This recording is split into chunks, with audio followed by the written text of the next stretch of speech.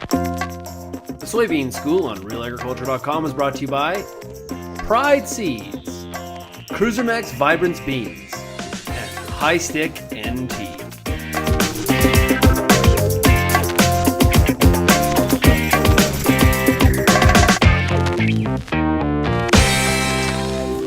In your meeting today, you talked a lot about soybean cyst nematodes, a pest that's been around a long time, and but I guess in a sense, not everybody has a real handle on how many, the levels of soybean cyst nematodes in their fields. And interesting study out of Huron County Soil and Crop about the actual levels.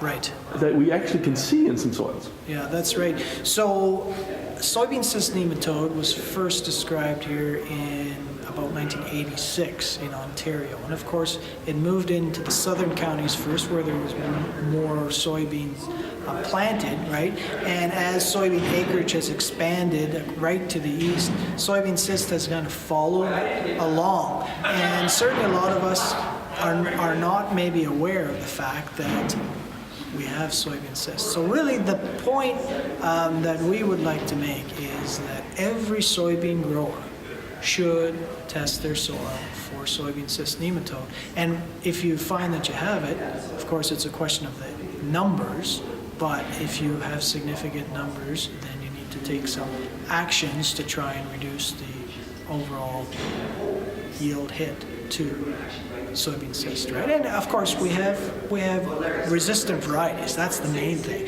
And the other thing is good crop rotation. The less soybeans you grow in that field, the lower the problem is going to be for you.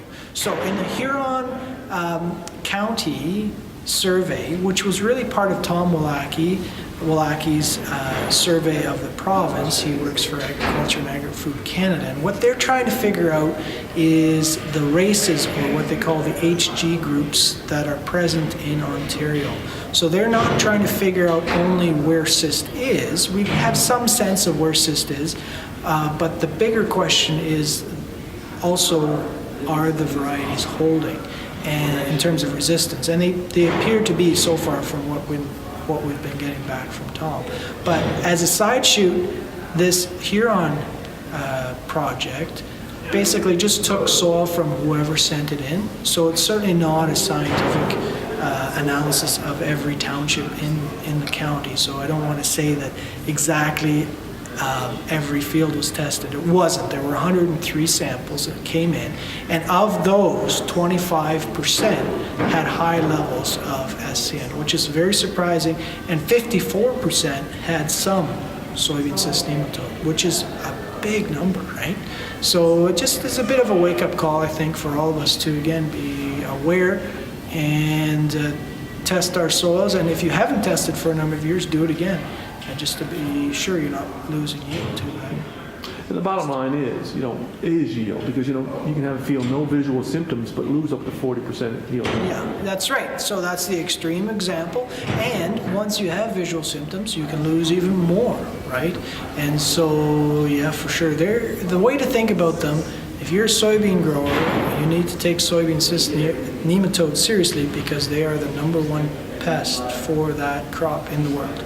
It's as simple as that.